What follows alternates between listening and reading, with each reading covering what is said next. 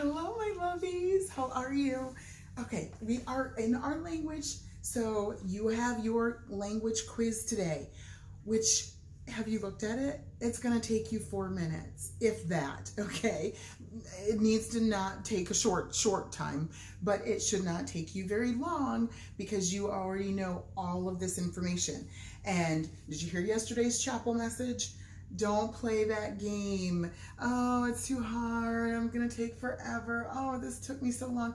No, because you're doing it as to the Lord, and the Lord knows that if you're in class, Miss Monroe is going to go, guys, I'm timing you for 5 minutes, and that's it. And if I time you for 5 minutes and you're not done, oh well.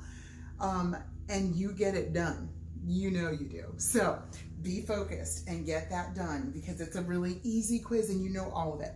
So name and date. Name and date. Date, name. Some of you are forgetting one or both, so make sure name and date because I will take off points because I need to know whose it is and I need to know what day you took it so it will help me to get things organized with where I have to put the grades and so forth. So please do that, okay? So section 1 is conjunctions. There are 3 steps. Follow each one. First one, it's the same that we've been doing all along. And if you've been doing it, then it makes it very easy. But some of you are refusing to do it. That's not doing things pleasing to the Lord, remember.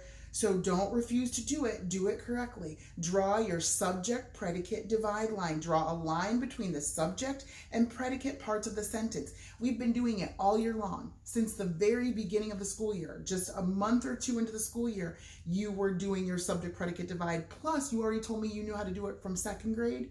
So you all know this. And even if you're saying, oh, I just came this year, we've still been doing it since the 2nd, 3rd month of school, the whole time that you've been there. So make sure that you are putting your subject predicate divide in between your subject part of your sentence and the predicate part of your sentence.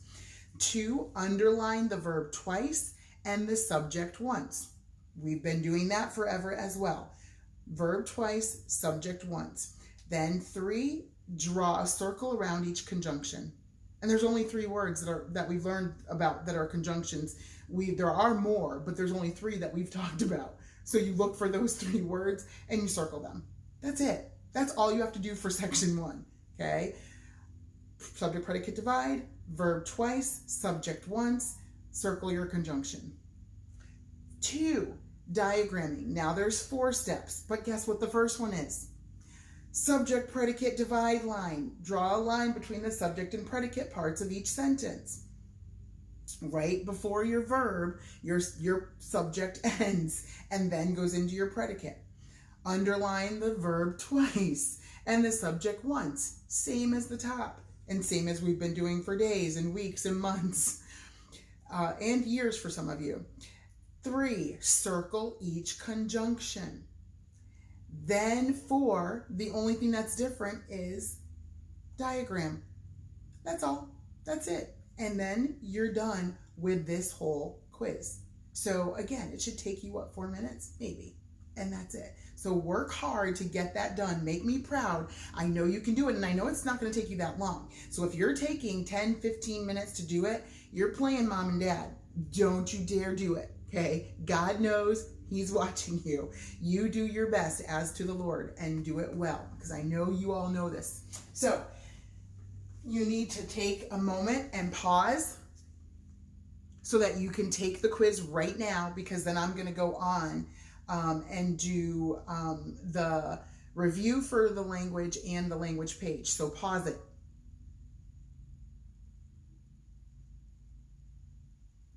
Just kidding. I know if you did pause, then you wouldn't know that but if you yeah. So I just pretended to pause so that you would remember to pause so that you don't get confused. So pause it for those 4 or 5 minutes, 5 minutes at the most that it's going to take you to do your quiz, and then come back on so we can get to our sentences and things that we're going to do for today. So I have a sentence on the board and we're going to do exactly what you did on your quiz. We're going to look at it. Carrie and I saw a helicopter yesterday. Where is my subject predicate divide line going to be? It's going to be after my subject, right before my verb. Where's my verb? Saw. So in front of saw, I draw my subject predicate divide line, okay? And as many times as we've done this, even if you didn't know it, this isn't the first time Miss Monroe did this on the board. Go back and rewatch language videos if you need to. Whatever videos you're stuck on, whatever concepts, whether it's math or language, go back and look at those because you can learn them. It's just going to take some effort on your part, so make sure you're doing that. So right before saw and after I is where we do it. Now the second thing we do always is underline the verb twice, which is saw. We just said that. It's something you can do. It's an action. So look for your action, or am, is, are, was, were, have, has, had, or will pray, will do. Remember the future tense. He will go to the game. He will play. She will knit. Okay, that's also. Then you find your subject, who or what saw. Carry, I. Now, some of you have been underlining the whole thing. No. Remember, we're not doing that because that's an easy thing to do. But carry, I, are the subject, not and. And is what we are going to do what with? We're going to circle. We circle and because that's our conjunction. So now we've done our subject predicate divide, underlined our verb twice, underlined our subject once, and circled our conjunction. Now we're going to do our diagramming. The first part of our diagramming is to write our verb on the right side. Some of you are underlining the verb correctly, but you're not writing the verb. You're writing some other word on the line. It's your verb. What you can do is going to be on the right side. Make sure you're putting the right word there. Draw your little vertical line in front, and oh, we get to do the rocket ship. So draw the rocket ship with your dotted lines, and then start from the beginning of the sentence. Some of you are putting like the second word first and the first word second. No. Start at the beginning. You write the first word on the top, the second word on the bottom. Carry on the top, and I goes on the bottom. And then, they're great. If Miss Monroe can do this here on the board awkwardly, you can do it neatly on your page. You can flip your page.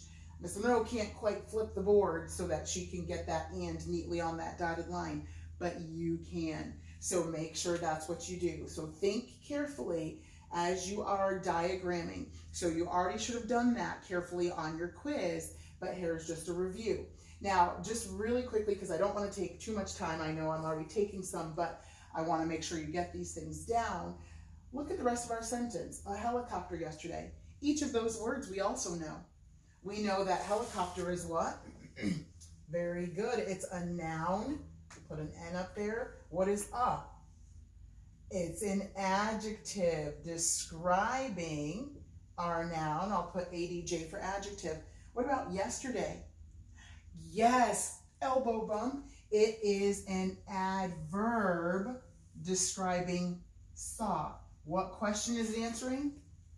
When did they see? They saw it yesterday. Okay, remember? So it's an adverb. So that's what I want you to do with sentences. I want you to really take them apart and go, oh, I know what that word is. Oh, I know what that word is. I know that's a noun. I know that's an adjective. I know that's an adverb. And break those sentences down. That's going to help you in many ways. Now we're going to look down because we've been talking about our dictionary skills. And dictionary, we already saw, you can see the little chart over there, tells us our words, tells us how to spell the word, how to sound the word out. It tells us what part of speech the word is. It tells us the definitions. It also puts it in a sentence, and it gives other verb forms of that word, other forms of that word that we can know and understand. So what we talked about with our dictionary skills is that we put words in alphabetical order. But we talked about the fact that in a dictionary, we have guide words that help us with that. So I want you to think very carefully through, because we talked about the fact that if you can learn alphabetical order, then it's going to be easy to figure out which one of these words goes between these two guide words, okay? Yesterday, I think we had one word and we were putting it in between, figuring out which two guide words it goes in between. Now we're given the two guide words, and now we have to figure out which word would make sense. So we look at our two guide words and we have N, and they all have N. So now we need to go to N-E. And then we look, okay, this is N-I. So we already know that's not right because I is way past E. Then this next, so this is night, this one is number. Am I going to find N-U between N-E and N-E? Of course not. So cross that one out. Oh, this is N-E. Oh, but so is this one. Okay, that's fine too, because just because the first two letters are the same doesn't mean anything. If the first two letters are the same, then what do? We go to the third letter. So that's what we have to do now. So the word that we're looking for has to be between N-E-U and N-E-W.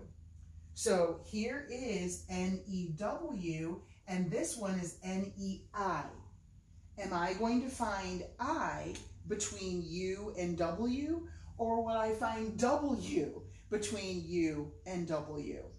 Right, obviously I'm going to find W. So newborn would be the word that would be in between neutral and newscast. Do you see how quickly you can figure that out? So that's what I want you to be working on. If you're not sure of this, look back at this and think that through. Work back on, okay, if it's not the first letter, it's the second letter. If it's not the second letter, it's the third letter. If it's not the third letter, it's the fourth. And you just try to keep putting them in alphabetical order. And that's why we learned that at the beginning, because that's the easiest way to be able to figure out which words go in between certain guide words and where to find those words. Okay, so that's what you're doing on page 170 today. 170. It says, a dictionary is a book that tells about words. The words at the top of each page are called guide words. Very good. They are the first and last words on that page. All of the words on that page are listed in alphabetical order between the two guide words. So even underneath those guide words, they're alphabetical order. So think A, mark the circle next to the set of guide words that each entry would come between. So you don't need to use a dictionary for this. It gives you everything right here on this page. So the word flow, you're going to look at flow and decide, is it going to be between flung and flyer, between fold and food, or between floppy and flower? So use those alphabetical order rules, those ideas of how to get to the next letter, and think that through. Where would flow come in between? What two words if you put it in alphabetical order? So if you need to put the words in alphabetical order, then do that. Whatever it takes to help you, because this is going to be helpful for you. Same thing with rascal. Which two would it come in between? Look at the first, like one of them you can usually always just kind of get rid of. So look for that one, cross it out, and then find, okay, it could be between these two. Let me see, which letter do I go down to figure that out, okay? So think carefully through those. I think you can do it. Then I know you can do it. Sorry, not think. I know you can. Then think B. Look up each word in the dictionary. Now I know many of you don't have dictionaries, but if you listened to what I said yesterday, I said, or 2 days ago, I think, if you don't have a dictionary, for that guide words page, then you don't have to worry about the guide words, because you're not going to find guide words on like a Google dictionary or an electronic dictionary. You're not usually going to find guide words. But this one, you can use like a electronic dictionary or Google to look these words up, because all you're going to do is look the word up and find the first and write the first definition that you see. Okay, so locust, look it up, and then whatever the first definition is, not the second or third, you're not choosing, you're just writing the first definition. Same thing for azalea. Look up that word in the dictionary and write what the first definition is. Okay, so think those through. This is an easy page. You just had an easy quiz and you're done for the day for language. So enjoy that time and don't waste it by taking too long. Get that done quickly. All right, make me proud. I know you are. See you soon.